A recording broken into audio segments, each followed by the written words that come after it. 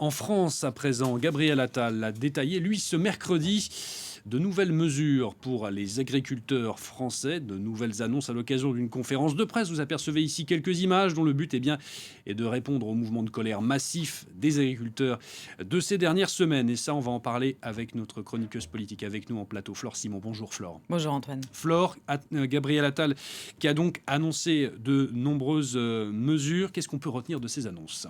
Alors parmi les annonces importantes, il y en avait une multitude en fait de doléances, mais il y en a une qui concentrait quand même la majorité des demandes, c'était la question des revenus. Alors là-dessus, Gabriel Attal, pour tenter de répondre à cette revendication, a promis un nouveau projet de loi sur cette fameuse loi Egalim, qui doit être, il l'a dit, le Premier ministre, annoncé et présenté au Parlement avant l'été. Écoutez Gabriel Attal. Un nouveau projet de loi pour renforcer Egalim, rééquilibrer encore les choses, sera présenté d'ici à l'été. Très concrètement, il faut avancer sur 3 grands enjeux.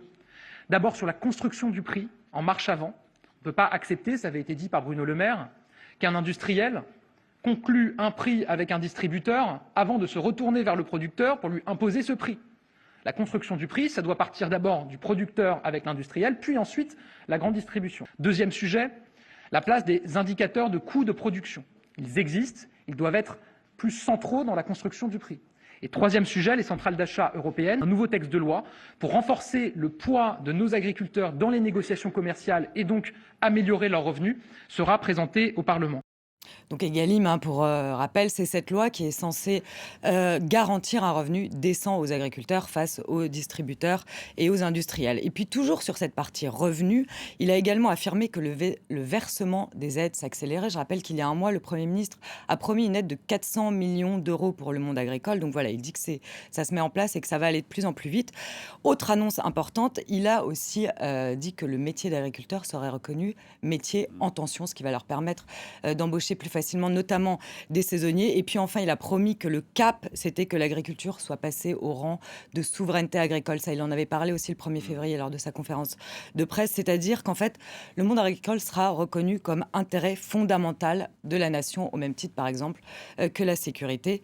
Donc aujourd'hui, le Premier ministre a fait un point d'étape sur ce qui avait été annoncé il y a 3 semaines. Et puis, il a fait 2 nouvelles annonces, notamment sur cette nouvelle loi Egalim qui sera donc présentée au Parlement avant l'été. Nouvelles annonces, on l'a compris, Flore, mais est-ce que ce sera suffisant pour désamorcer la colère des agriculteurs alors que dans 3 jours, c'est le salon de l'agriculture justement, hein ? Désamorcer, c'est exactement le mot, Antoine. En effet, le mouvement de colère des agriculteurs s'était tari à la suite des annonces du Premier ministre il y a donc 3 semaines. Mais là, on a vu un regain de colère par endroits, notamment par exemple dans les Côtes-d'Armor ou dans la Sarthe. Donc l'objectif, c'est évidemment de désamorcer parce que le salon, c'est quand même le grand rendez-vous populaire des présidents de la République.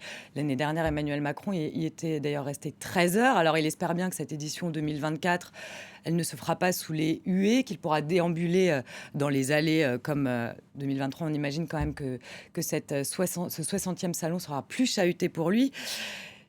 Et puis, a priori, même si rien n'est confirmé pour l'instant, le chef de l'État pourrait organiser un débat. Il pourrait y avoir un débat organisé lors de sa visite, donc samedi, au Salon de l'Agriculture. L'autre enjeu, ce qu'il faut voir aussi, c'est que Jordan Bardella, le principal adversaire du chef de l'État, doit lui-même se rendre au Salon de l'Agriculture, soit le lendemain, soit dans les jours qui suivent. Alors on imagine le camoufler pour Emmanuel Macron. Si lui est hué et qu'à l'inverse, son adversaire principal, qu'il porte au bout de son fusil en ce moment, est acclamé et accueilli à bras ouverts, un camouflet pour le chef de l'État, puisque je rappelle quand même qu'il y a cet enjeu aussi des élections européennes où l'agriculture est quand même un domaine de prédilection, un vrai sujet européen.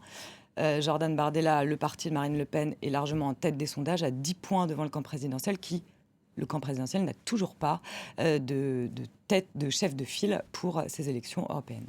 Voilà donc pour ces annonces de Gabriel Attal et cet enjeu politique avec vous, Flore Simon. Merci beaucoup, Flore, pour ce décryptage.